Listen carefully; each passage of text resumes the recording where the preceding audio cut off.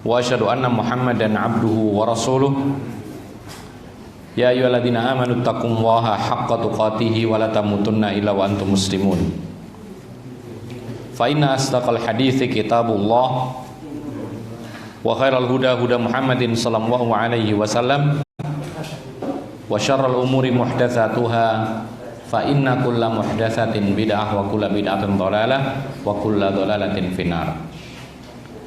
Ma'asyiral muslimin, para hadirin dan hadirat yang dimuliakan oleh Allah, masih membahas tentang pembahasan pengurusan jenazah, dan kita berada pada awal pembahasan siapakah yang menjadi petugas pemandian mayat.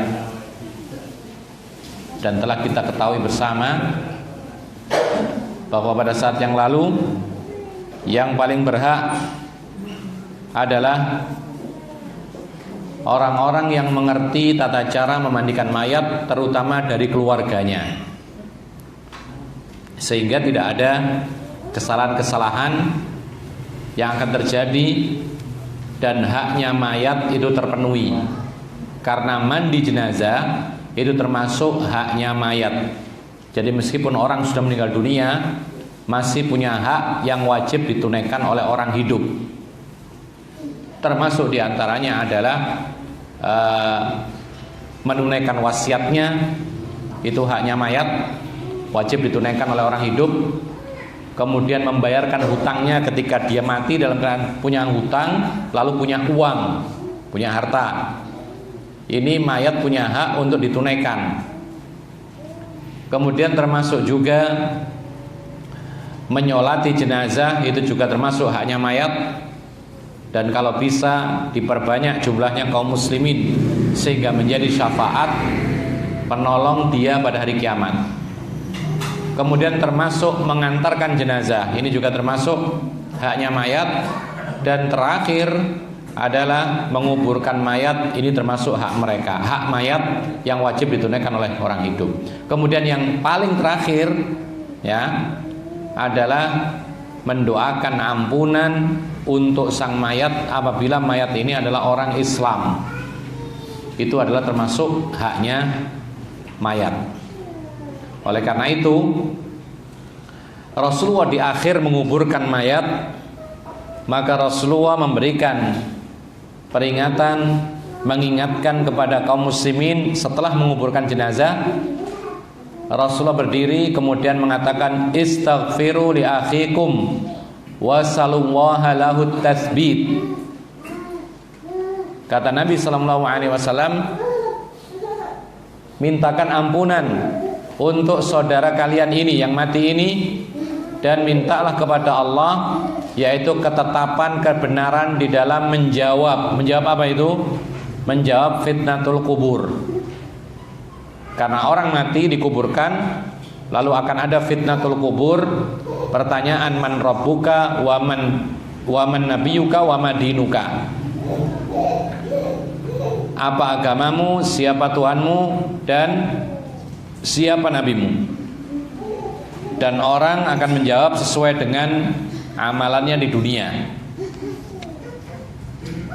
Setelah itu baru kemudian ada yang namanya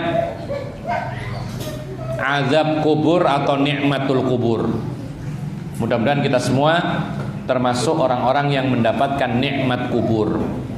Karena setelah nikmat kubur, ya, ini pembuka hari kiamat, maka dia akan mendapatkan nikmat surga setelah itu. Tapi kalau orang-orang yang mendapatkan siksa kubur, maka dia akan disiksa di api neraka dahulu. Ma'asyiral muslimin rahimakumullah. Kita telah sebutkan bahwasanya yang memandikan mayat Rasulullah SAW kemarin diantaranya adalah Ali bin Abi Thalib. Maka para ulama menyebutkan Ali termasuk keluarganya Nabi. Apanya Nabi? Menantu dan keponakan. Bukan sepupu. Bukan sepupu. Ali bin Abi Thalib apanya Nabi? Sebelum diangkat mantu. Abu Thalib apanya Nabi? Paman, berarti anak paman. Apa itu? Sepupu ya. Baik. sepupu dan menantu. Makanya di sini ada sebuah perkataan dalam bab pernikahan ternyata boleh, yaitu apa? Yaitu seorang menikah dengan anak sepupu. Ya, Rasulullah menikahkan anaknya dengan sepupunya sendiri. Menikahkan dengan anak sepupunya sendiri. Ya. Kemudian ikhwan fillah azakumullah. Kita lanjutkan.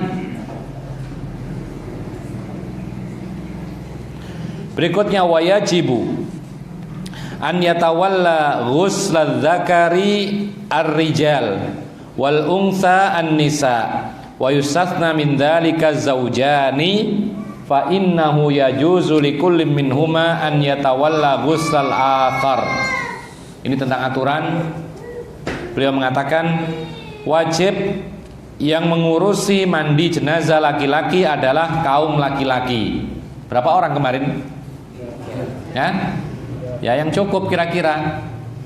Kita sebutkan paling tidak kemarin kita katakan satu orang yang betul-betul mengurusi inti pemandian, kemudian satu orang membantu mungkin membolak-balikkan, kemudian satu lagi untuk menyiapkan alat-alatnya atau bahan-bahan dan semisal. Paling tidak 3. Jangan sekampung. Ya. 3 saja sudah cukup. Yang lainnya tidak usah ikut, tidak usah melihat. Kecuali kalau dia melihat ingin tahu bagaimana cara memandikan yang sesuai dengan sunnah Rasul. Tidak apa-apa, penting. Ya, tidak harus kok kita ketika membahas Kitabul Janaiz kemudian kita praktekkan di masjid, tidak harus. Tapi kita langsung melihat bagaimana praktek mengurusi jenazah yang benar, kemudian bisa dipraktekkan suatu ketika di tempat yang lain. Beliau mengatakan jadi wajib yang mengurusi mandi jenazah laki-laki adalah kaum laki-laki, sedangkan yang mengurusi pemandian jenazah perempuan adalah kaum perempuan. Laki dimandikan laki, perempuan dimandikan perempuan. Ya. Jadi kalau wajib laki dimandikan laki, perempuan dimandikan perempuan. Berarti kalau laki dimandikan perempuan, perempuan dimandikan laki, maka hukumnya kebalikannya wajib, apa itu? Haram. Tidak boleh. Jadi ketika ada orang meninggal dunia, perempuan, kemudian yang memandikan adalah Pak Mudin misalnya, tidak boleh.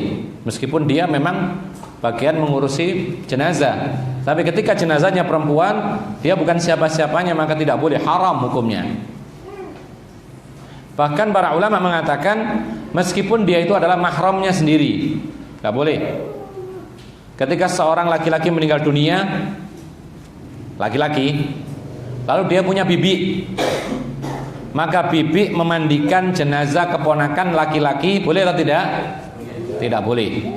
Kenapa demikian? Termasuk keumuman wajib memandikan jenazah laki juga kaum laki, perempuan juga kaum perempuan. Atau misalnya kita punya paman, paman kita meninggal dunia, lalu saudari kita memandikan paman kita, boleh atau tidak? Tidak boleh, karena ini lawan jenis. Namun ada pengecualian. Ini yang mahram loh ya, apalagi yang bukan mahram. Yang bukan mahram misalnya ada seorang laki-laki meninggal dunia, lalu sepupu perempuannya memandikannya, tambah tidak boleh lagi. Ya. Apalagi tetangganya yang tidak ada hubungan apa-apa. Kecuali beliau mengatakan yustatna min dzalika zaujan, kecuali dibolehkan memandikan lawan jenis itu adalah suami istri. Boleh. Suami meninggal dunia, istrinya ikut memandikan. Atau istri meninggal dunia, suami ikut memandikan. Itu boleh. Kenapa demikian? Beliau mengatakan maka sesungguhnya boleh masing-masing antara suami kepada istri atau sebaliknya itu memandikan pasangannya. Jadi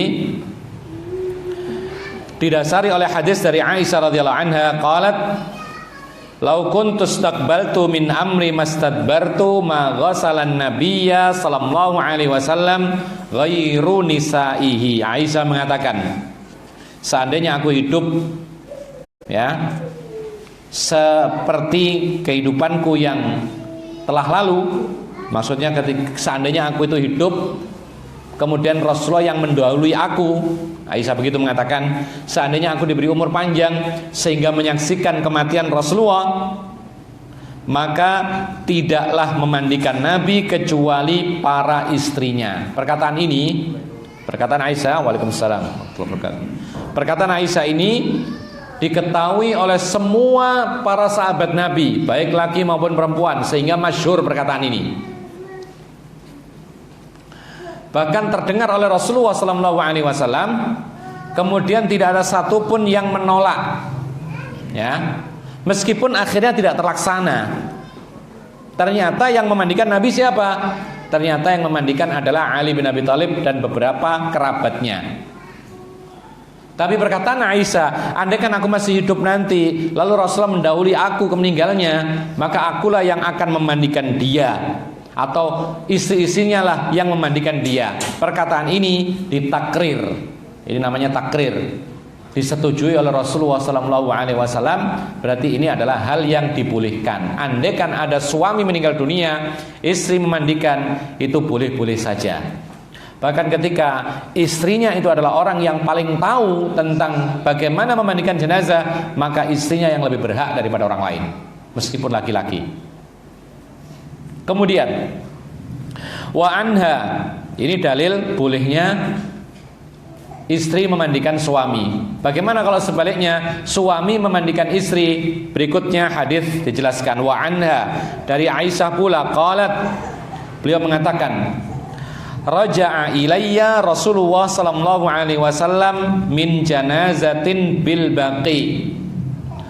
Rasulullah pernah pulang menemui aku setelah beliau pergi menuju jenazah di Baqi, entah mengantarkan jenazah atau entah ziaratul kubur, ya. Tapi zahirnya karena disebutkan min janazah, ini mengantarkan jenazah, ya. Wa ana ajidu suda'an fi ra'si, sedangkan aku mengalami sakit kepala. Siapa aku tadi? Aisyah. Jadi Rasulullah pulang dari ngantar jenazah, kemudian menemui Aisyah. Ternyata Aisyah sedang sakit kepala, lalu mengatakan wa aqulu wa ra'sah. Ini kalimat ungkapan menunjukkan bahwa dia sedang sakit kepala. Wa ra'sah, sakit kepalaku. Ini seperti yang kadang-kadang kita jumpai, kita datang, istri mengeluh, "Kak, sakit sekali kepalaku." Kenapa ya? Nah, seperti itu. Ya. Maka ternyata faqala, Rasulullah mengatakan, "Bal ana wa ra'sah." Kata Nabi SAW, justru aku ini yang sedang sakit kepala. Dalam riwayat yang lain disebutkan Rasulullah kalau sakit itu 2 kali lipat daripada orang biasa. Kalau panas, kita kalau panas berapa derajat Celcius? Nah, 38, 39 sudah harus 38 ke atas sudah harus minum penurun panas kan gitu, teorinya para dokter.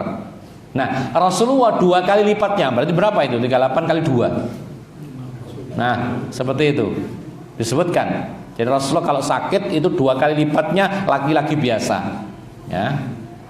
Namun ketika diberikan ujian yang berat, tentu saja pahalanya lebih berat. Dan Rasulullah diberikan kelebihan, kekuatannya tidak hanya 2 kali lipat laki-laki biasa, tapi Rasulullah mengatakan waltitu quwwata 30 rajulan. Aku ini diberikan kekuatan 30 kali laki-laki biasa. Jadi kekuatan Rasulullah lebih besar 30 kali lipat daripada kita atau orang biasa. Makanya pantas Rasulullah sallallahu alaihi wasallam yaitu tidak hanya dibolehkan 4 istri saja, lebih dari 4 tidak ada masalah, karena memang Allah memberikan keistimewaan, kekhususan. Sedangkan manusia biasa hanya diizinkan maksimal 4, ya. Itu pun kalau mampu, ya. Kadang-kadang orang tidak mampu sehingga harus mau tidak mau 1, ya. Jadi melihat kondisi.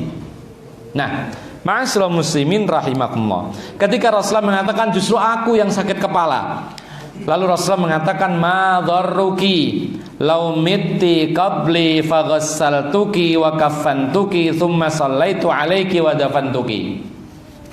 Kamu tidak usah khawatir, wahai Aisyah, kata Nabi. Kamu tidak usah khawatir. Kenapa? Karena kalau kamu nanti mati, dan semua orang mati, ya.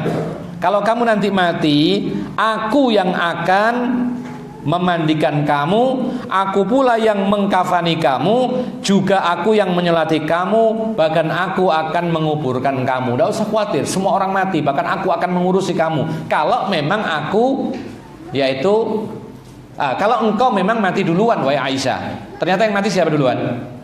Rasulullah. Tidak terjadi pula hal ini.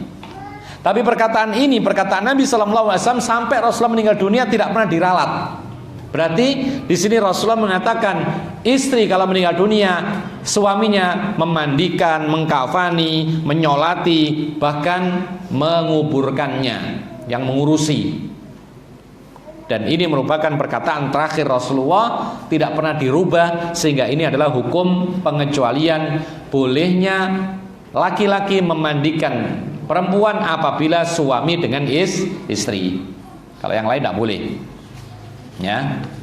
Ada sebuah isyarat atau beberapa hal yang harus kita sampaikan di sini. Demikianlah Rasulullah SAW itu ternyata pernah juga sakit. Ya. Meskipun Rasulullah utusan Allah, tapi ternyata pernah sakit. Ini menunjukkan apa kira-kira? Kalau Rasulullah pernah sakit berarti apa kira-kira? Manusia biasa, tidak tahu gaib. Allah mengatakan, menceritakan bagaimana Rasulullah mengatakan, walau kuntu a'lamul ghaiba lastakthartu minal khairi wa ma massaniyasu in ana illa nadhirun wa basyir. Andaikan aku mengetahui perkara yang akan datang gaib, ya, maka aku akan mendapatkan lebih banyak lagi kebaikan, dan aku akan terhindar dari semua macam keburukan. Kalau tahu gaib, ternyata kan tidak tahu. Mestinya kalau dia tahu gaib, nanti kalau kamu ke sana nanti kamu sakit kepala, ya sudah nggak usah ke sana. Mestinya gitu. Tapi ternyata Rasulullah pergi ke Baqi, kemudian pulang sakit kepala, dia tidak tahu sebelumnya. Rasulullah juga mendapatkan celaka ketika perang apa? Uhud, ya kan? Sampai bocor kepalanya, gigi 2 patah. Ini pertanda bahwasanya Rasulullah manusia biasa, sama dengan kita. Tapi ingat, Rasulullah SAW diberikan kelebihan, diangkat sebagai Nabi dan Rasul, serta diberikan wahyu. Kalau kita tidak, ya, jadi wahyu dari Allah Subhanahu Wa Taala. Kalau kita tidak, kalau kita paling-paling firasat kadang-kadang salah. Mimpi banyak salahnya. Banyak mimpi itu karena pikiran saja, sehingga tidak ada artinya kadang-kadang. Jadi ma'asyiral muslimin rahimakumullah. Kemudian masalah Baqi ini kuburan, ya, yang ada di seberang Masjid Nabawi. Kuburan Baqi ini. Jadi kalau dahulu dari rumah Rasulullah ke Baqi itu cukup lumayan, ya. Mungkin jaraknya 1 kilometer itu. Ya, rumah Rasulullah ke Baqi itu mungkin 1 kilometer atau lebih bahkan. Jauh, lumayan. Jalan kaki kira-kira bagaimana? Kalau seorang yang biasanya duduk, kemudian tiba-tiba perjalanan 1 kilometer jalan kaki dalam keadaan kepanasan, ini biasanya orang sakit kepala, pusing, ya, cekot-cekot dan semisal. Kan gitu. Pernah mengalami demikian? Tiba-tiba ada jenazah, mau tidak mau nganter, pulang-pulang sakit kepala, pernah? Hah? Kadang-kadang kan begitu. Nah, Rasulullah demikian tertimpa seperti ini. Karena memang Baqi saat itu kalau diukur dahulu itu lumayan jauh, 1 kilometer lebih. Tapi ketika perluasan, halamannya diperluas sehingga kelihatan sekarang itu. Cuman tetap ada pembatas, penghalang. Ada pagar, ada jalan dan seterusnya, sehingga tidak menyatu dengan Masjid Rasulullah sallallahu alaihi wasallam. Makanya nanti ketika kita berkunjung ke Masjid Nabawi, maka tidak terlarang, bahkan dianjurkan untuk menyempatkan diri berziarah kubur di Baqi, ya, karena di sana ada segenap para sahabat Nabi yang dikuburkan. Selain di Uhud, nanti lain lagi ada di Uhud, itu para syuhada seperti Hamzah dan yang lainnya. Ma'asyiral muslimin rahimakumullah. Maka hadis ini menceritakan kepada kita bahwasanya Nabi bertekad untuk memandikan istrinya Aisyah radhiyallahu anha. Meskipun tidak kesampaian, tapi perkataan ini terbukukan dalam hadis-hadis yang sahih, riwayat Bukhari ada dan yang lainnya, ya, Ibnu Majah. Kemudian juga para ulama mengatakan ini menunjukkan bahwa boleh suami memandikan istri, sebagaimana istri boleh memandikan suami. Kemudian ada pengecualian yang kedua yang disebutkan oleh para ahli fikih. Pengecualian yang dibolehkan kalau tadi hanya satu, antara suami dengan istri atau sebaliknya. Yang kedua yang dikecualikan, ini bisa ditambahkan, tidak disebutkan karena ini kitab mukhtasar ya. Ini kitab yang sangat ringkas ya. Makanya kalau kita belajar kitab seperti ini, itu harus banyak membaca yang lain. Ya, termasuk diantaranya yang kita sampaikan ini tidak hanya dari kitab ini, kita sampaikan dengan penjelasan kitab yang lain. Kadang kita ambilkan dari Subul Salam, kadang-kadang dari Tawdihul Ahkam, kadang-kadang dari Taisirul Alam, ya, dan lain sebagainya. Nah, di kitab-kitab para fuqaha yang kedua yang dikecualikan, dibolehkan memandikan laki perempuan, perempuan laki-laki, adalah man la yu'tabaru auratuhu, orang yang belum dianggap auratnya. Siapa yang belum dianggap auratnya? Ya anak-anak yang belum balik. Atau kalau mengkhawatirkan, kadang-kadang belum balik tapi sudah dewasa badannya, maka paling tidak yang masih tamyiz, umur 7 tahun, nah itu masih boleh. Tapi selebihnya ini kehati-hatian, jangan lawan jenisnya yang memandikan. Karena kadang-kadang umur 8 tahun, 9 tahun, 10 tahun, meskipun belum balik, kadang-kadang badannya itu seperti anak dewasa, orang dewasa. Apalagi zaman sekarang, anak-anak semuanya maju, ya, teknologi maju, kemudian ilmu semua maju, kemudian apa? Baliknya pun juga maju. Ya, kalau dahulu kita terheran-heran ada anak SD itu haid. Perempuan SD itu haid, kita heran. Tapi sekarang kelas 5 SD sudah mengalami masa haid. Yang laki juga demikian, maju semua. Jadi kemajuan teknologi, kemajuan zaman ini ada min, ada plus, ada positif, ada negatif. Positifnya semua maju, teknologi maju, ilmu-ilmu serba cepat, ya, apalagi ada internet, ya. Tetapi yang disayangkan ada yang negatif, kemaksiatannya pun juga maju. Contoh sekarang, dahulu tidak ada yang namanya usaha-usaha online. Sekarang semua serba online. Taksi online, apalagi ojek online, makanan online, masakan online, semua online, hotel online, sampai apa? Pelacuran online. Ya kan? Subhanallah. Jadi ma'asyiral muslimin rahimakumullah, maka kita harus bisa mengarahkan anak-anak kita bagaimana supaya menyikapi kecanggihan-kecanggihan yang serba modern sekarang ini supaya tidak tergelincir dalam kerusakan. Betapa banyak anak-anak yang diharapkan menjadi anak saleh dan salihah kemudian rusak di tengah jalan karena pergaulan, karena media sosial, HP dan lain sebagainya. Ini banyak terjadi sekarang ini. Ma'asyiral muslimina rahimakumullah. Berikutnya tanbihun la yushra'u ghussus syahidi qatilil ma'rakah. Tanbih, catatan penting. Ya. Catatan penting, kalau yang namanya catatan penting itu ini bukan inti bab, bukan inti pembahasan, tetapi ini jangan dilewatkan gitu loh kalau catatan penting itu. Jadi bukan inti pembahasan kita, tetapi ini jangan sampai dilewatkan karena ini adalah termasuk yang penting diketahui. Apa itu? Beliau mengatakan tidak disyariatkan memandikan orang yang mati syahid di medan perang. Jadi kalau orang yang syahid tidak perlu, bahkan tidak usah dimandikan. Kira-kira kenapa? Kenapa kira-kira? Sebagai bukti. Sebagai bukti? Hanya darahnya sebagai bukti. Kenapa orang yang mati syahid di medan perang tidak perlu disolati jenazahnya? Ada jawaban? Kenapa kira-kira? Alasan kita apa kira-kira? Nanti kita coba lihat apa perkataan para ulama di sini. Karena yang menyolati para malaikat. Karena yang menyolati para malaikat. Ada yang lain barangkali. Sekarang kita dijamin surga. Ini jawaban yang hampir kena. Karena sholat jenazah itu adalah syafaat. Ya, sholat jenazah itu syafaat bagi mayat. Apa sih syafaat itu? Pertolongan. Jadi orang yang mati perlu disolati jenazahnya supaya ditolong, supaya dia bisa masuk surga. Gitu loh. Nah, sedangkan orang yang mati syahid di medan perang, maka dia dijamin surga, sehingga tidak perlu lagi yang namanya sholat jenazah. Gitu loh. Tapi ingat, kalau betul-betul syahid, ya, bukan bom bunuh diri loh ya. Bukan pula orang yang merakit bom kemudian meledakkan diri atau menyuruh orang lain untuk ngebom tempat-tempat fasilitas umum. Ya, bukan itu. Tapi betul-betul syahid mati membela Islam, berperang dengan musuh nyata.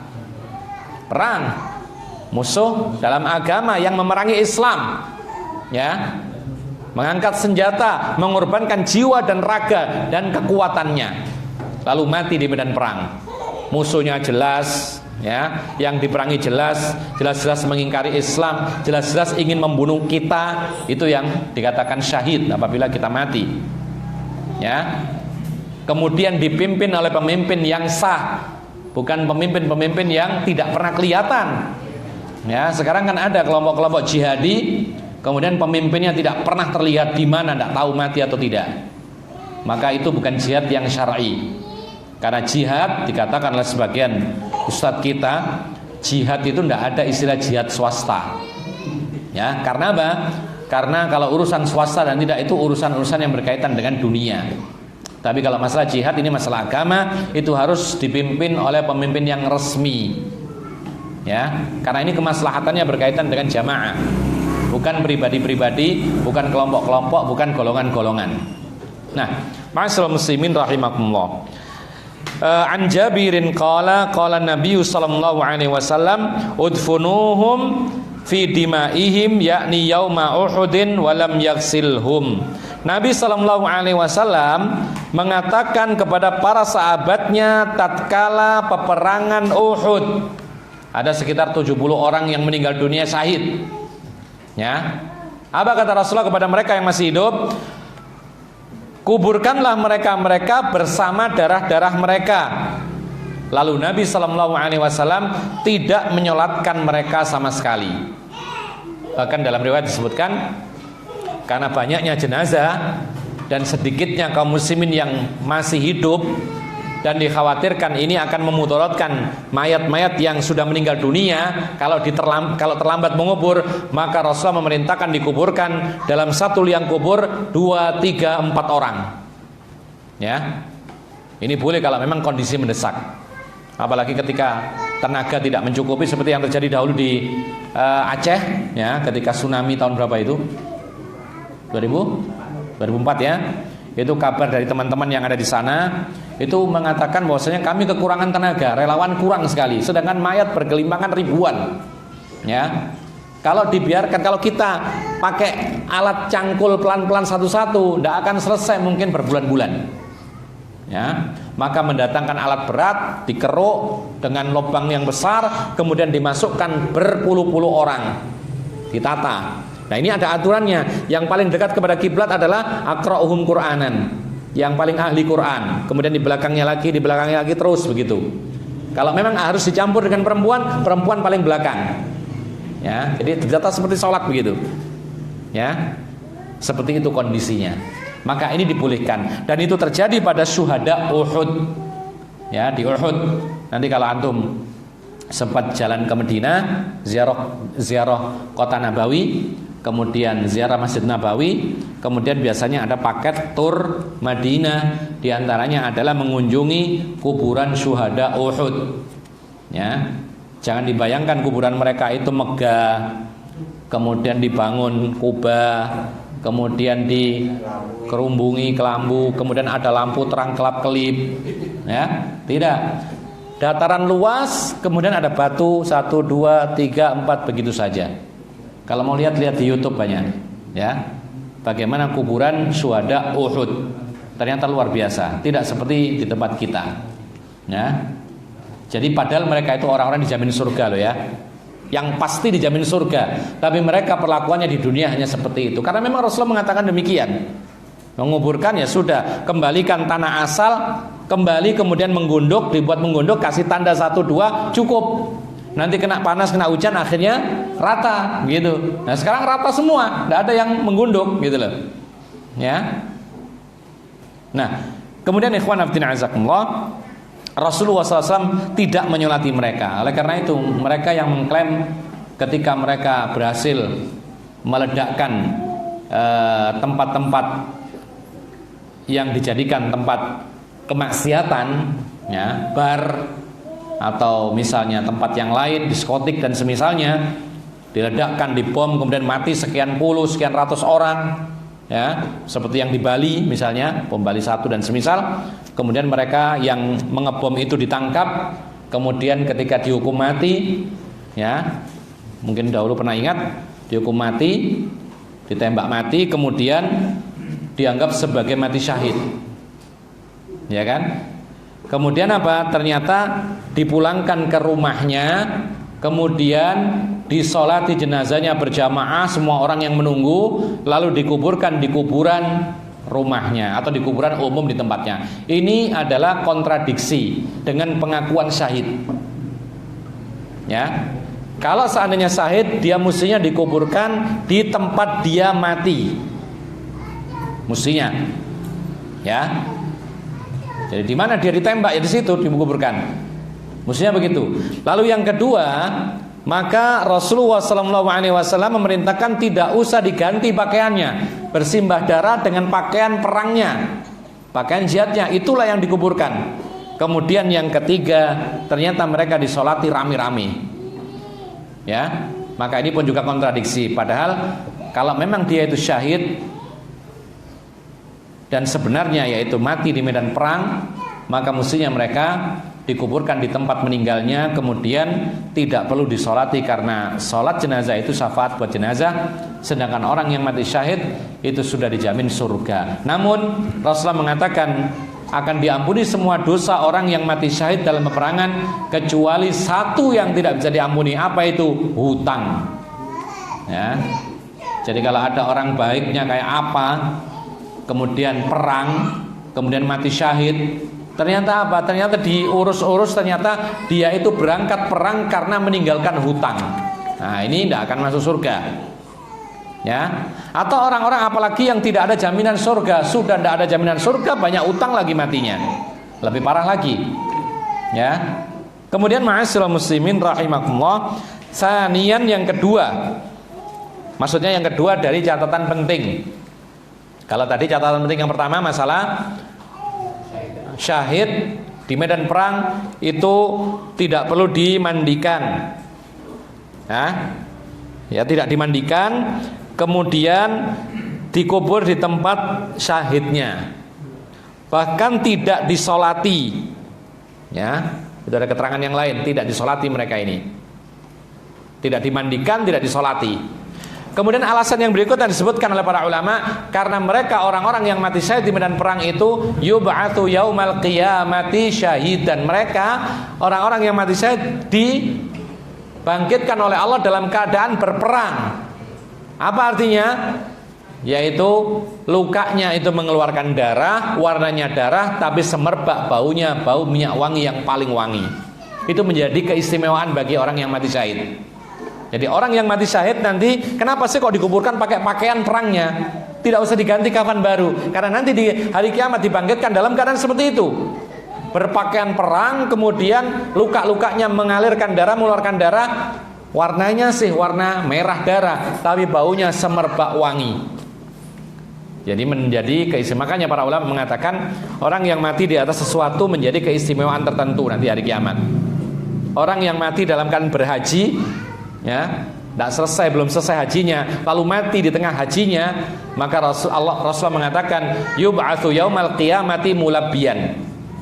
maka dia akan dibangkitkan oleh Allah pada hari kiamat dalam keadaan mengucapkan talbiyah. Jadi ketika dibangkitkan oleh Allah dari kiamat, dia mengatakan labbaik Allahumma labbaik dan seterusnya. Ya, makanya para ulama mengatakan ini menunjukkan kepada kita kalau bisa kita ini mati dalam keadaan husnul khatimah. Supaya apa? Supaya kita dibangkitkan dalam keadaan kebaikan. Kalau mati kita husnul khatimah. Jangan sampai kita su'ul khatimah. Bagaimana supaya kita husnul khatimah? Ya jangan sampai mencoba sebuah kemaksiatan. Teruslah langgeng dalam kebaikan, karena Allah biasanya mematikan kita itu di atas kebiasaan kita. Ya, ini catat ya. Allah itu mematikan manusia biasanya di atas kebiasaan sehari-hari.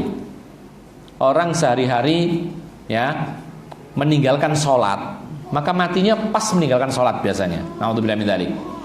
Orang sehari-hari sedekah, rajin bersedekah, suka membantu orang, maka biasanya kematiannya tidak lepas, tidak jauh-jauh dari perkara itu.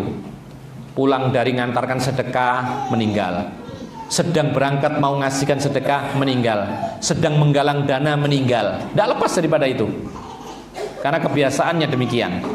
Oleh karena itu biasakanlah diri kita ini dalam kebaikan. Yang kedua catatannya yang penting, al-kafanu, kafan, ya, tentang kafan. Wa wujubuhu ma'khudun min amrin Nabi sallallahu alaihi wasallam bihi fi haditsil muhrim alladhi waqasatu naqatuh. Wajib mengkafani itu hukum wajib.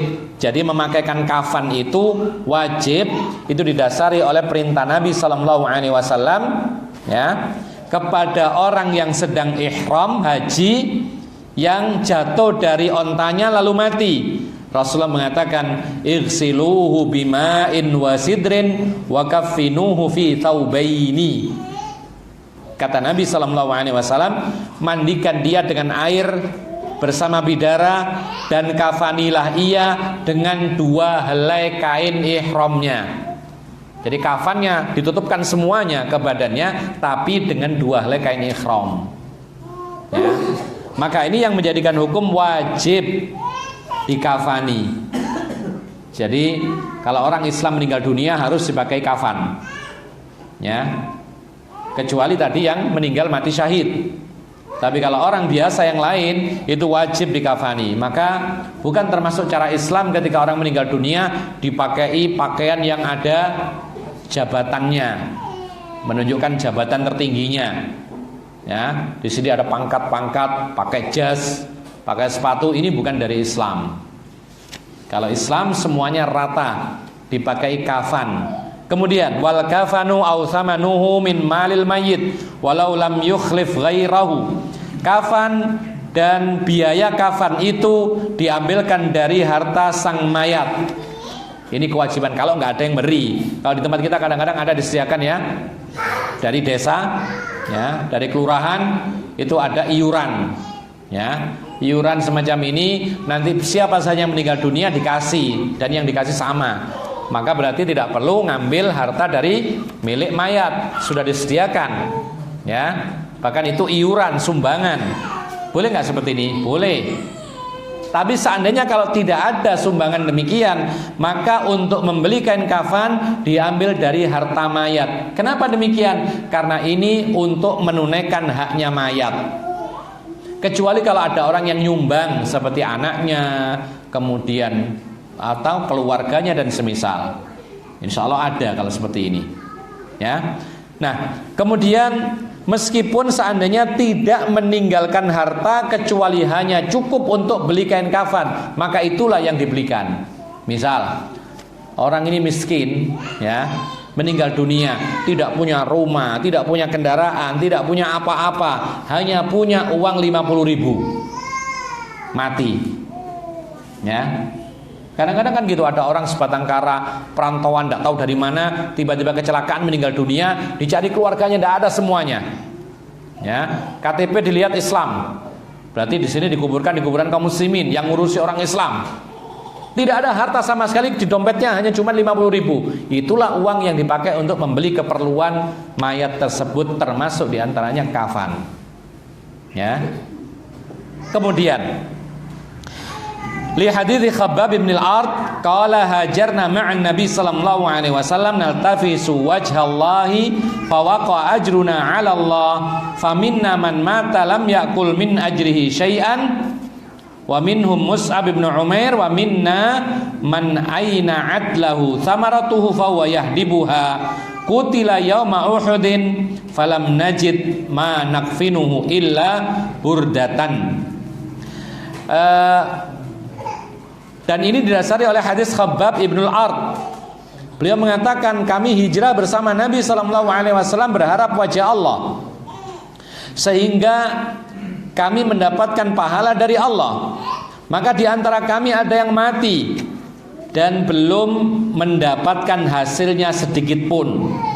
Artinya apa? Ada di antara kami yang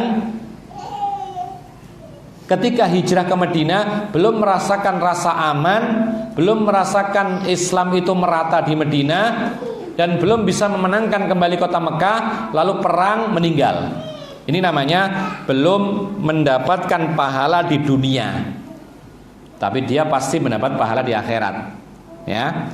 Di antara kami ada yang mendapatkan hasilnya di dunia dan dia memetiknya. Ini adalah orang-orang yang sudah berperang, sudah berhijrah, lalu berperang tetap hidup, kemudian mendapatkan hasilnya di Madinah, merasa aman, tentram, sampai Rasulullah meninggal dunia. Lalu mereka pun meninggal dunia. Jadi di dunia mereka sudah mendapatkan kenikmatan, karena mereka adalah orang-orang istimewa. Kalau tidak Muhajirin maka Ansar, maka mereka masuk surga.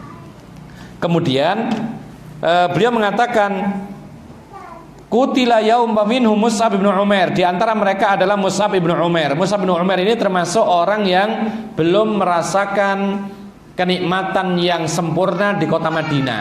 Beliau hijrah, ya, kemudian ikut perang Badar, lalu kemudian perang Uhud.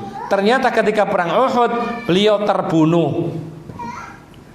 Antum mengetahui bahwasanya orang-orang Muhajirin itu rata-rata kaya atau miskin ketika hijrah ke Madinah? Miskin. Karena apa? Karena mereka meninggalkan harta benda di Mekah. Ya, sampai-sampai kan terjadi itu. Orang-orang miskin merasa iri yang baik ya. Ketika melihat Ansar, sudah mereka itu sholat sama sholatnya dengan Muhajirin, kemudian puasa, kemudian ini dan ini semuanya. Kemudian mereka punya kelebihan harta sehingga mereka bisa sedekah. Orang-orang Muhajirin tidak bisa bersedekah. Mereka merasa kurang ibadahnya, lapor kepada Rasulullah, lalu diberitahu amalan zikir. Banyak-banyaklah zikir, bisa melampaui sedekah. Ya. Jadi orang-orang Muhajirin ini rata-rata tidak membawa harta benda. Sampai termasuk diantaranya Rasulullah. Rasulullah itu termasuk orang yang ketika masuk Madinah tidak membawa harta, kecuali yang bisa dibawa. Bahkan ketika hendak kembali menaklukkan kota Makkah, itu ditanya oleh sahabatnya, "Wahai Rasulullah, kamu akan singgah di rumah anak pamanmu, Aqil?" Ya. Maka Rasulullah mengatakan, "Gimana mau tinggal? Itu bukan rumah saya, bukan warisan saya. La yarithul muslimul kafir walal kafirul muslim." Orang Islam tidak bisa mewarisi orang kafir tidak bisa mewarisi orang Islam. Jadi putus. Ya. Hukum waris mewarisi putus kalau beda agama, meskipun kerabat, bapak sendiri dan semisal. Nah, beliau mengatakan Mus'ab bin Umair terbunuh syahid di perang Uhud. Kemudian kami tidak mendapati sesuatu yang bisa untuk dipakai kafan beliau, kecuali selembar kain. Ya, kita dapati. Tidak tahu, mungkin ada orang ngasih, atau mungkin Mus'ab bin Umair ini di sakunya ada harta lalu diberikan kain, dapatnya cuma satu lembar. Ketika atau apabila kita tutupkan ke atasnya, maka kakinya kelihatan. Kalau kami tutupkan ke bawah, maka kepala kelihatan. Kenapa ini? Kainnya tidak luas, satu helai pendek. Jadi diangkat ke atas, bawah kelihatan, diturunkan ke bawah, atas kelihatan. Bagaimana ini? Maka fa'amarana Nabi sallallahu alaihi wasallam an nughattiya ra'sahu wa an ala rijlaihi minal idkhir. Maka Nabi sallallahu alaihi wasallam memerintahkan, ya, ini tadi pakaian ini adalah pakaian perangnya. pakaian perang yang dipakai, kemudian dipakai nutup itu tidak mencukupi. Biasanya orang pakai ada bawa sorban, ada bawa apa begitu, ini tidak, karena dia miskin. Sehingga pakaian perangnya yaitu saja, ketika diangkat ke atas kaki kelihatan, ketika diturunkan kelihatan kepala. Maka Rasulullah memerintahkan kami untuk menutupi kepalanya. Terus bagaimana kakinya? Sedangkan kaki yang terbuka itu ditutupi dengan idkhir. Idkhir itu semacam ilalang, ya, seperti ilalang. Cuman baunya sedap kalau idkhir itu. Tidak tahu di sini ada nggak rumput yang panjangnya seperti ilalang tapi baunya sedap? Apa kira-kira? Iya, semacam serai begitu. Bukan serai loh ya, idkhir. Jadi biasanya kalau kering itu dipakai untuk perapian, nyalakan api di tungku biasanya. Atau juga kalau memang jenis yang panjang-panjang itu bisa dirangkai dibuat atap. Ya, semacam apa kalau di tempat kita? Hah? Bukan jerami. Seperti rumput pokoknya, tapi agak besar. Jadi bisa dibuat atap kalau ditata itu seperti kayak pandan, bukan pandan ya. Ya kayak rumput gitulah yang penting. Jadi itu idkhir. Makanya ketika Rasulullah SAW mengatakan tentang keharaman kota Makkah, tidak boleh dicabut pohon-pohonnya, baik pohon berduri maupun pohon yang tidak berduri, tidak boleh diambil, tidak boleh dilanggar. Kemudian diusulkan oleh Al-Abbas, wahai Rasulullah, kecuali idkhir kami butuh ya Rasulullah, untuk keperluan rumah tangga, untuk perapian, untuk atap-atap rumah. Dulu pakai itu. Kalau kita kan kulitnya daunnya tebu itu bisa itu dipakai untuk atap itu, ditata rapi gitu, biasanya untuk gudang dan semisal. Nah, lalu Rasulullah mengatakan, iya kalau begitu kecuali idkhir boleh diambil. Makanya para ulama mengatakan di Mekah itu boleh kalau ada idkhir diambil. Para ulama meluaskan pembahasan ini, mengiaskan, kalau begitu setiap kebutuhan manusia secara umum meskipun di tanah haram itu boleh diambil. Seperti apa? Rumput. Itu boleh. Jadi ada orang bawa ternak makan rumput di Mekah, di kota suci Mekah, itu dibolehkan karena hukumnya sama dengan idkhir tadi. Ya. Atau memang tanaman yang memang ditanam oleh manusia, maka manusia lebih berhak. Yang tidak boleh itu yang tanaman yang tumbuh sendiri. Ya, itu tidak boleh dipotong, tidak boleh diambil. Nah, ma'asyiral muslimin rahimakumullah. Maka ada beberapa poin penting dari kisah ini. Yang pertama,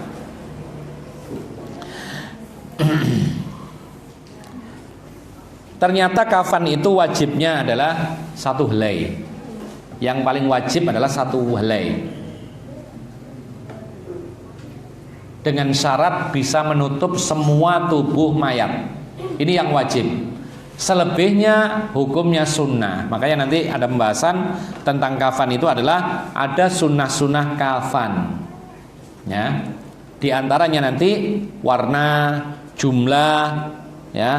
Kemudian bahkan kalau bisa nanti akan salah satu kain kafan yang 3 itu adalah kain putih yang bermotif. Mana ada yang pakai putih motif? Tidak ada. Jadi putih tapi motif. Nah, biasanya ada putih tapi ada motifnya. Kan kita kan jarang ya, kalau putih aja. Kalau bisa salah satunya itu yang bagus. Ya, putih yang ada motifnya.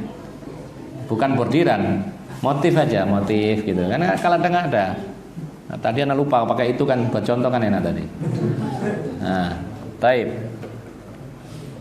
Kemudian wal wajibu. Ya. Afan. Yang kedua, apabila kain kafan tidak cukup menutup seluruh tubuh mayat, ya, kira-kira apa yang kita lakukan? Kalau kain kafan tidak cukup untuk menutupi semua tubuh mayat, dinaikkan ke atas kepala, kaki terbuka, diturunkan ke kaki, kepala terbuka, apa yang kita lakukan? Tutup atasnya, bawah ditutup pakai rumput. Ya, baik. Tapi sebenarnya kita katakan ini kondisi darurat ya. Kita katakan bahwasanya kalau ada di antara kita yang dermawan, maka dia akan membelikan kain kafan untuk menutup seluruh tubuhnya. Ya, insya Allah ada. Cuman karena ini kondisi darurat, tidak siap dalam kondisi perang, kemudian tidak ada orang yang membawa kain, dan orang syahid itu dikubur di tempat meninggalnya, maka harus dikubur saat itu juga, tidak bisa ditunda kan gitu. maka jalan keluarnya yang penting kepalanya tertutup, kakinya ditutup sesuatu yang lain seperti rumput, idkhir dan semisalnya. Kemudian ma'asyiral muslimin rahimakumullah, wal wajibu minal kafani thawbun yastru jami'al badan. Yang wajib dari kain kafan itu adalah kain yang menutup semua badan mayat. Fa illam yujad illa thawbun qasir, kalau tidak dijumpai kecuali hanya kain yang pendek, layak fili jami'il badan, tidak cukup untuk menutup seluruh badannya, ghatta ra'sahu wa ju'ila ala rijlaihi minal idkhir, maka yang paling penting adalah tutupi kepalanya dan kakinya itu ditutupi dengan idkhir, semacam ilalang, kama fi hadis Khabbab, sebagaimana tersebutkan dalam hadis Khabbab tadi. Kita lanjutkan, wa yustahabbu fil kafani umur. Adzan. Ya, adzan dulu. Wallahu a'lam.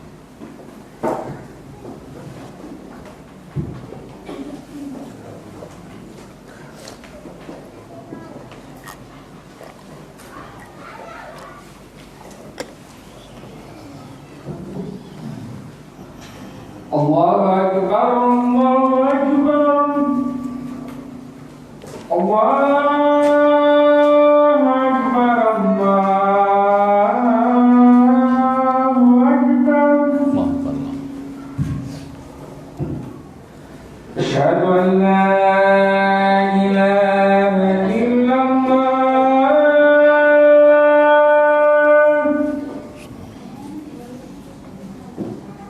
Asyhadu an la ilaha illallah.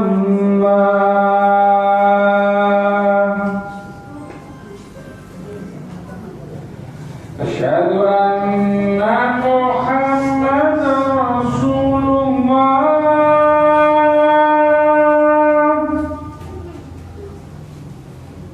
Asyhadu anna Muhammadan Rasulullah.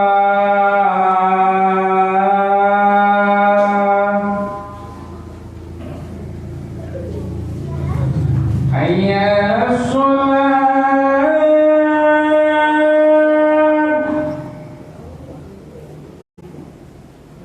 hayya 'alas shalah,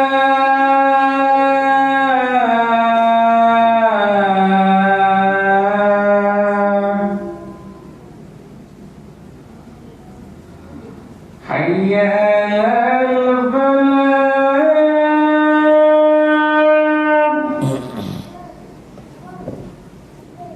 hayya 'alal falah.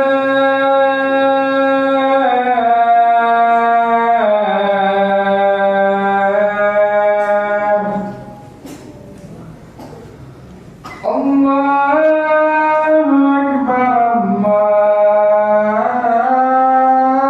Allahu Akbar. La ilaha illallah.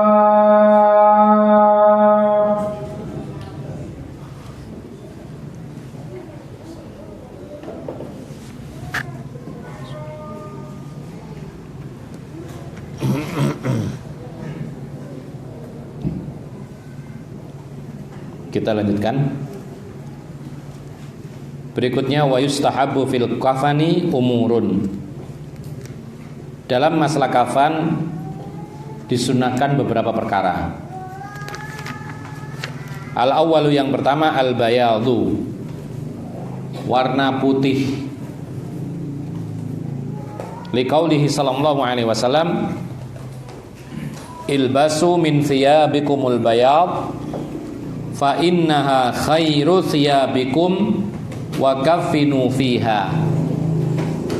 Kata Nabi sallallahu alaihi wasallam, pakailah pakaianmu yang berwarna putih, karena sesungguhnya pakaian warna putih itu adalah sebaik-baik pakaian buat kalian, dan kafankanlah dengan warna putih.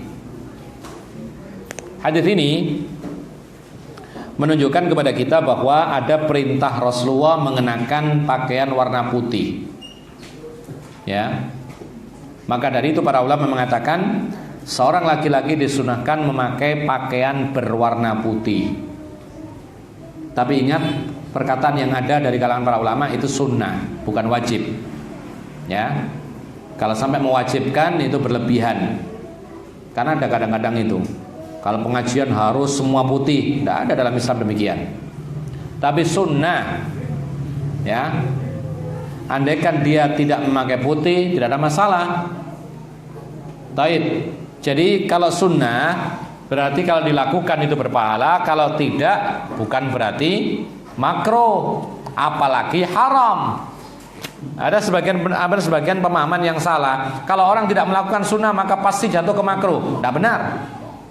Ya, sekali lagi, ada orang salah anggapan mengatakan kalau orang tidak melakukan sunnah Rasul maka pasti jatuh kepada makruh atau haram. Tidak benar. Ya, memang ada suatu ketika kalau orang itu tidak melakukan sunnah jatuhnya makruh. Seperti kalau kita masuk masjid itu kan disunahkan apa? Kaki kanan. Kalau kaki kiri dulu, ini kebalikannya, berarti makruh. Kalau kita masuk WC, kaki mana dulu? Kiri. Kalau kita balik, makruh, benar. Karena ini secara kebalikan. Tapi ingat, tidak semuanya berkebalikan. Kenapa demikian? Karena kadang-kadang ada tingkatan pertengahan hukum antara sunnah dengan makruh, yaitu mubah. Apa contohnya? Ya ini. Apa tadi? Masalah pakaian putih. Itu hukumnya sunnah. Ya. Kalau orang tidak memakai putih, maka dia jatuhnya kepada mubah. Bahkan Rasulullah pernah memakai pakaian selain putih. Pernah Rasulullah pakai pakaian setelan atas bawah itu warna hijau. Pernah. Pernah Rasulullah pakai sorban berwarna hitam. Ya. Pernah pula Rasulullah memakai pakaian bergaris merah. Pernah. Ada semua keterangannya dalam kitab Asy-Syama'ilul Muhammadiyah yang ditulis oleh Imam Tirmidzi. Ini menggambarkan bahwasanya ya memang sunnah itu warna putih, tapi yang lainnya tidak boleh dicegah, tidak boleh dilarang. Yang lainnya mubah. Jadi masalah pakaian itu ada yang sunnah, ada yang mubah, ada yang makruh. Yang makruh contohnya menurut sebagian para ulama pakaian laki-laki warna kuning, kuning menyala itu, ya, seperti kuningnya partai. Nah itu. Jadi kalau laki-laki jangan pakai pakaian yang kuning polos seperti itu. Kenapa demikian? Karena ada larangannya. Paling tidak hukumnya makruh. Sebagian mengatakan haram. Ya. Ada pakaian yang mubah selain tadi dan selain putih, itu mubah. Lalu yang sunnah yang berwarna putih. Nah, ketika kita mengetahui demikian, maka kita bisa menyikapi orang-orang yang memakai pakaian selain putih. Tidak ada masalah. Kemudian ma'asyiral muslimin rahimakumullah. Ada keterangan di sini bahwasanya warna putih adalah sebaik-baik warna bagi pakaian kita. Ya. Kenapa demikian? Karena putih itu biasanya terjamin kebersihannya. Ketika kotor sangat kelihatan, sehingga orang akan menghindari yang kotor, segera mencucinya dan semisal. Ini diantara keistimewaan warna putih. Ya. Paling tidak meskipun kita tidak mengatakan demikian, paling tidak itu disukai Rasul. Sudah cukup. Pakaian warna putih disukai oleh Nabi SAW, maka itu sudah cukup. Kalau sesuatu yang dicintai Rasulullah, maka kita mestinya cinta kepada hal tersebut. Apapun yang disukai Rasulullah, usahakan kita suka.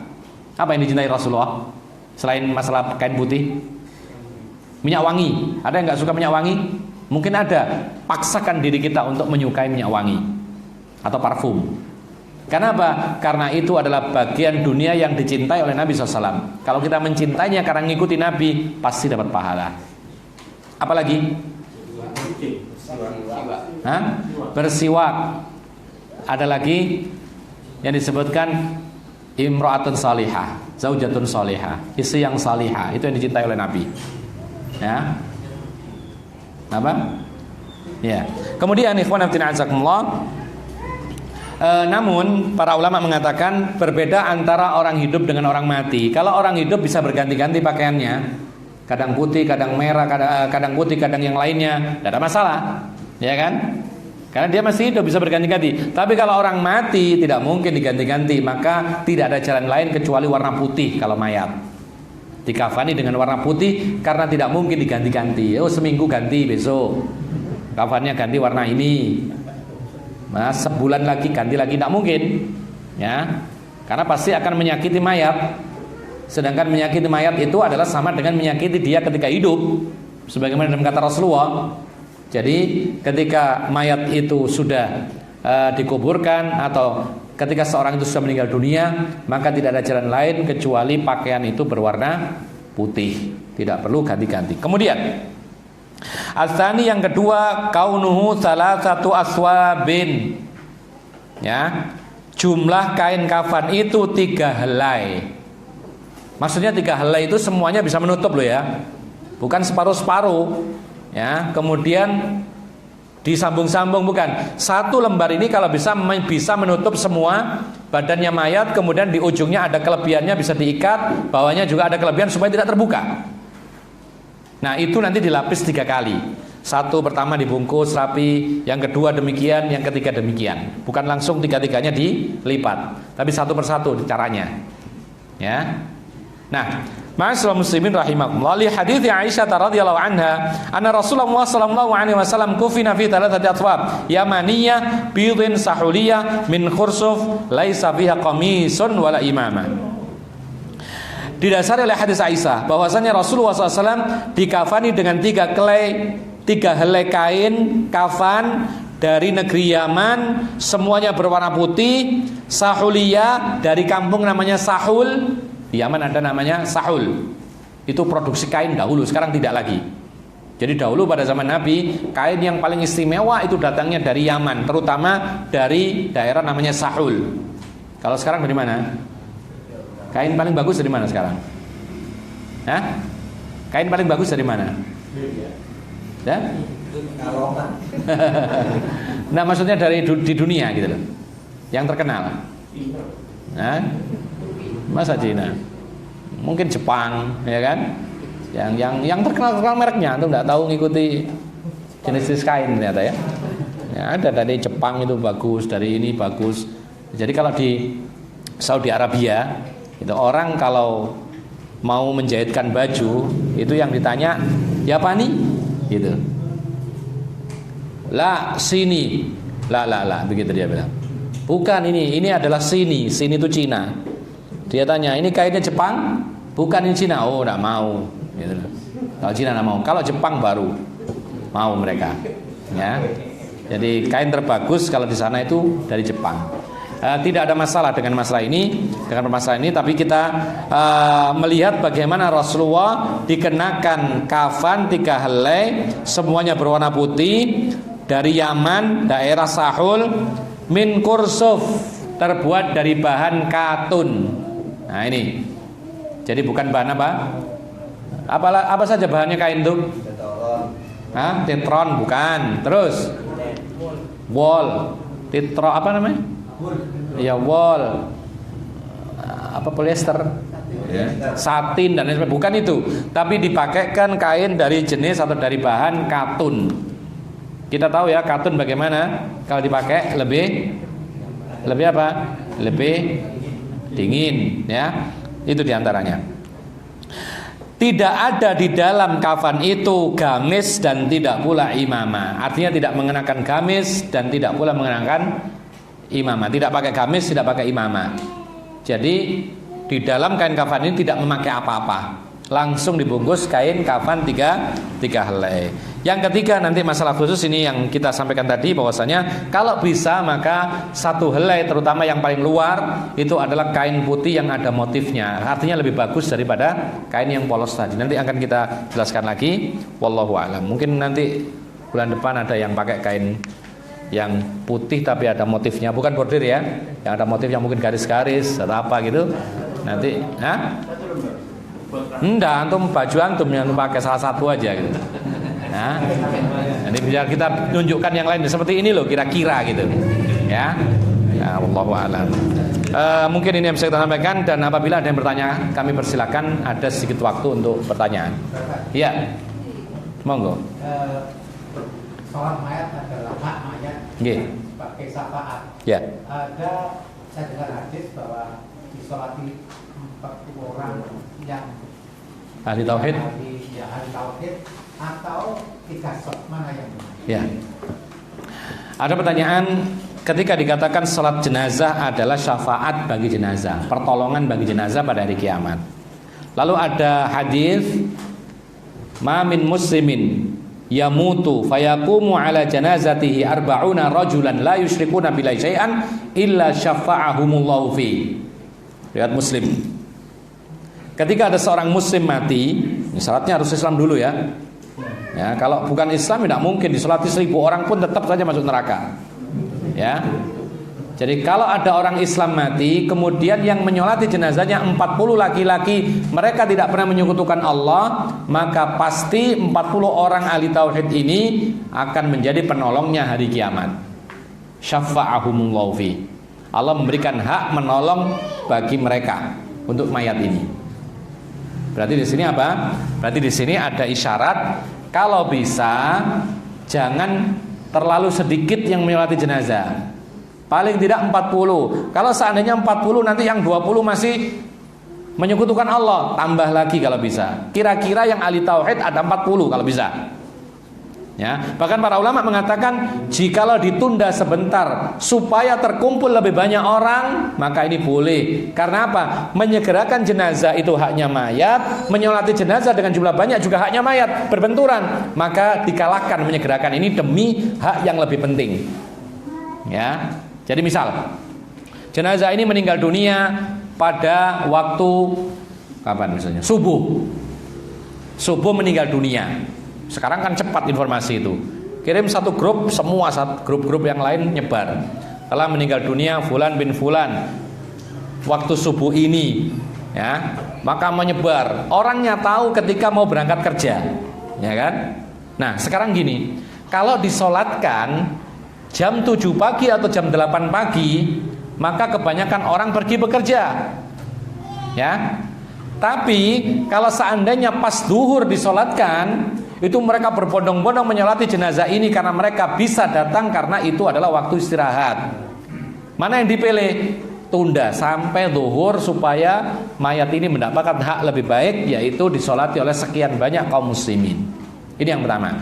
Nah, bagaimana dengan hadis yang menyolati jenazah itu kalau bisa 3 shaf? Iya benar. Yang pertama tadi benar, yang kedua juga benar. Apa itu kalau bisa 3 shaf diatur? Jadi jangan 1 shaf semuanya, tapi dibagi 3 atau lebih gitu loh. Jadi minimal ada 3. Ini aturannya. Jadi kalau misalnya yang menyolati jenazah cuma 10 orang, nah maka itu dibagi 3. Berapa? Bisa 4, 3, dan 3. Bisa seperti itu. Yang penting 3 shaf. Jadi ini termasuk sunnah juga. Termasuk sunnah dalam menyolati jenazah itu diatur shaf itu minimal menjadi 3. Berapapun jumlahnya pokoknya minimal menjadi 3. Wallahu a'lam. Ya. Itu juga sama. Apa itu? Yang 3 shaf itu juga sama. Iya. Tapi kalau bisa jumlahnya 40 ke atas.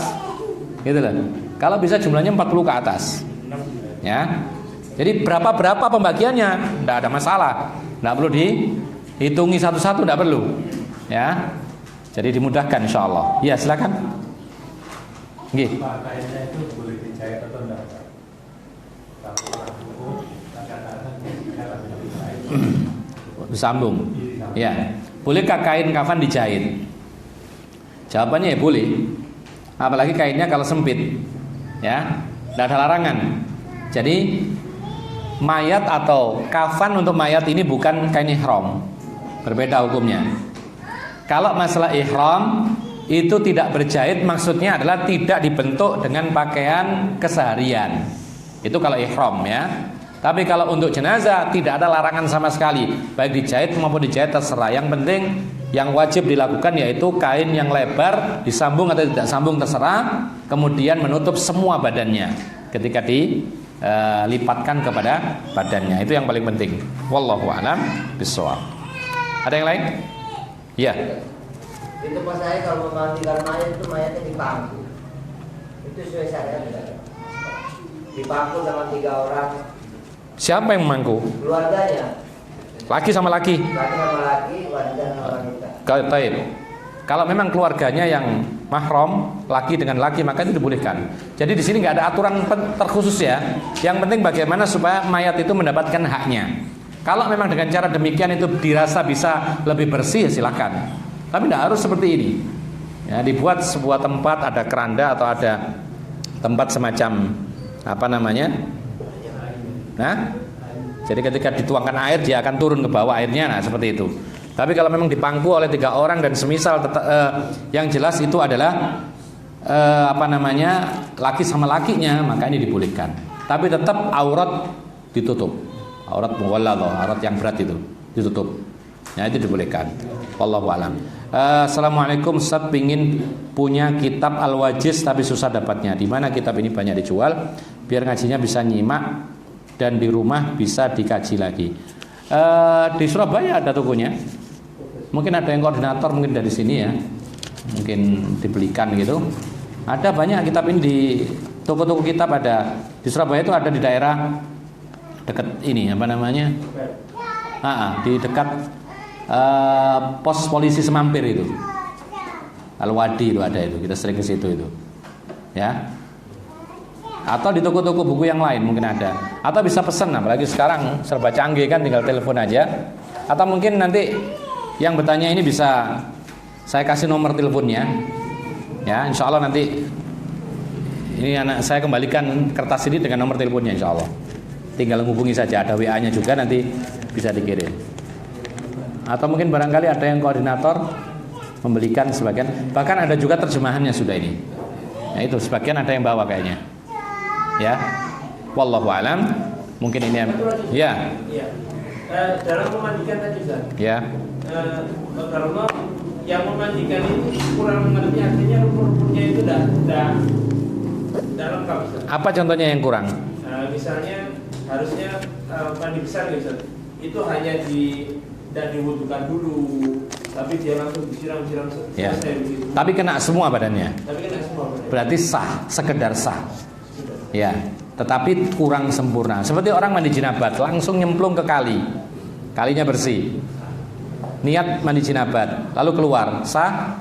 Sah. Seperti itu tadi, memandikan mayat seperti itu juga sekedar sah, tapi kurang sempurna. Ya, wallahu alam. Ya.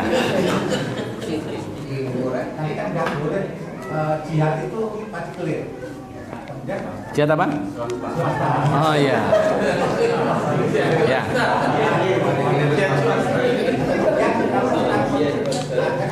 Kita mengantar bantuan di sana, jihad tulah, kemudian meninggal, termasuk saya. Ya. Meninggalnya kenapa? Di sana. Saya kenapa? Meninggalnya sakit atau diserang? Nah, jadi berbeda lagi ketika seorang itu membela diri ya, maka itu hukumnya jihad. Seorang yang membela diri ketika dia tidak berniat perang tiba-tiba diserang orang, nah, maka dia berhak membela diri. Dia bisa membunuh ya, yang dibunuh masuk neraka. Kalau dia terbunuh dia masuk surga, dihukumi syahid. Ya. Jadi apa namanya? Kecuali kalau sifatnya itu dia diserang secara tiba-tiba, maka ini adalah hukumnya berbeda. Jadi harus membela diri. Makanya kemarin ada yang bertanya tentang bagaimana kalau kita dibegal, ya, kita lawan atau kita kasih sepeda motor kita. Ya, antum punya apa gitu loh. Nah, antum punya pisau atau antum punya pistol, lawan, gitu loh. Tapi kalau antum tidak punya apa-apa, di rumah nunggu-nunggu, anak istri, anak jadi yatim, istri jadi janda, mau? Nah, ya sudah, kasihkan sepeda motor, mengharap kepada Allah gantinya lebih baik, insya Allah diganti oleh Allah. Ya, tapi kalau memang bisa membela diri, kemudian yang mau begal itu tidak membawa senjata, antum punya kungfu, nah, masya Allah, antum bisa lawan gitu loh. Ya, wallahu alam. 3 hari yang lalu di depan rumah kita itu ada anak masih belasan tahun gitu, bawa sepeda motor baru, kemudian dihampiri oleh 2 orang pura-pura bertanya, kemudian langsung ngambil sepeda motornya. Kemudian ditarik-tarik begini, kemudian ada warga yang tahu langsung dicelurit. Dicelurit, perutnya terburai, mati. Sepeda motor selamat, tetapi nyawa melayang. Nah, seperti ini kan gimana gitu loh.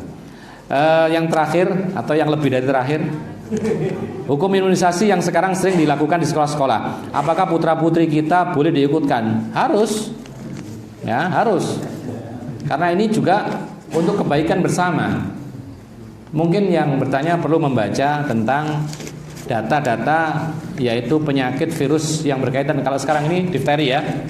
Difteri itu coba dibaca-baca dulu sampai di mana pergerakan virus difteri ini, kemudian bagaimana solusinya, kemudian bagaimana pemerintah menghadapi hal ini ya. Jadi kalau memang itu diwajibkan oleh pemerintah, maka ini adalah fattaqullah wa atiullah wa atiur rasul wa ulil amri minkum. Tidak ada masalah. Kita punya sekolah, kita wajibkan.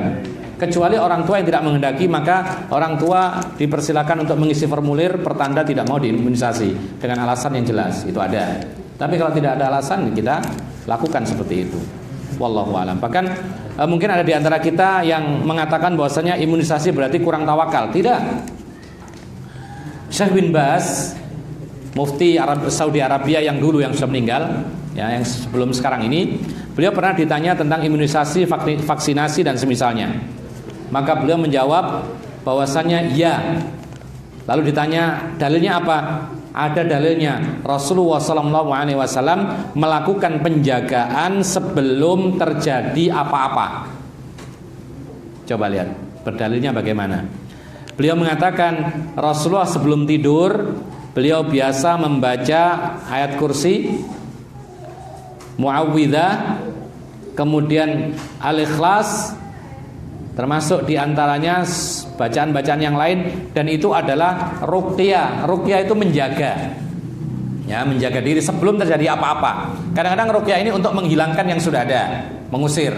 Tapi ruqyah kadang-kadang dilakukan sebelum terjadi. Ini kalau ini adalah antisipasi secara syar'i. Kalau seperti ini imunisasi, antisipasi secara medis. Semuanya jalan, tidak ada masalah. Rasulullah pun juga berobat dengan istilahnya sesuatu yang mubah.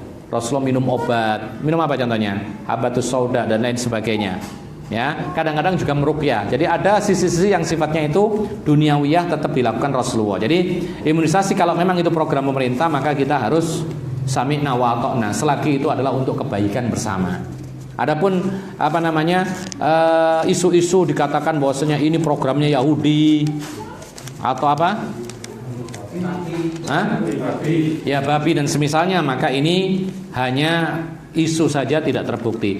Memang ada, terutama imunisasi atau vaksinasi meningitis, itu yang konon katanya ada serum babinya, ya. Namun ternyata ketika diteliti kembali, ditanyakan kepada ahlinya dan orang-orang yang membuat, mereka mengatakan bahwasanya serum babi yang dulu, ya, yang sekarang sudah tidak lagi, yang dahulu itu digunakan sebagai katalisator saja, ya. Untuk apa fungsinya? Mungkin untuk mengembangbiakkan zat-zat yang ada untuk melawan penyakit atau bagaimana. Yang jelas ini katalisator, alat mengembangbiakkan obat yang ada dalam vaksinasi tadi. Itu fungsinya.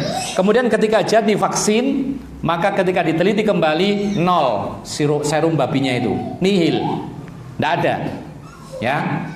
Nah, kalau seperti ini adanya, dan itu sudah terbukti bahwasanya hasil akhirnya serum babi itu nol, tidak ada.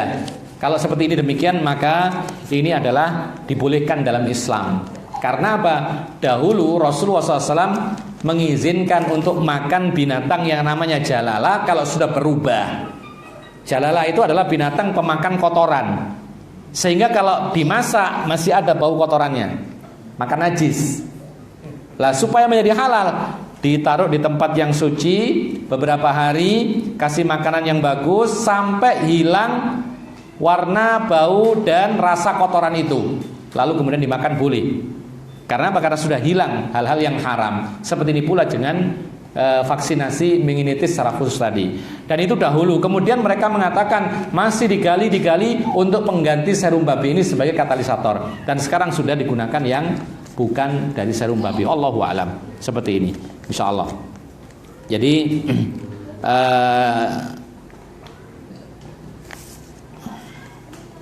itu adalah kesimpulan apa yang kita sampaikan pada malam hari ini. Mudah-mudahan bermanfaat. Wa akhiru da'wana alhamdulillahirabbil alamin. Wassallallahu ala nabiyyina Muhammadin wa ala alihi wa sahbihi ajma'in. Subhanakallahumma wa bihamdika asyhadu an la ilaha illa anta astaghfiruka wa atubu ilaik. Assalamualaikum warahmatullahi wabarakatuh.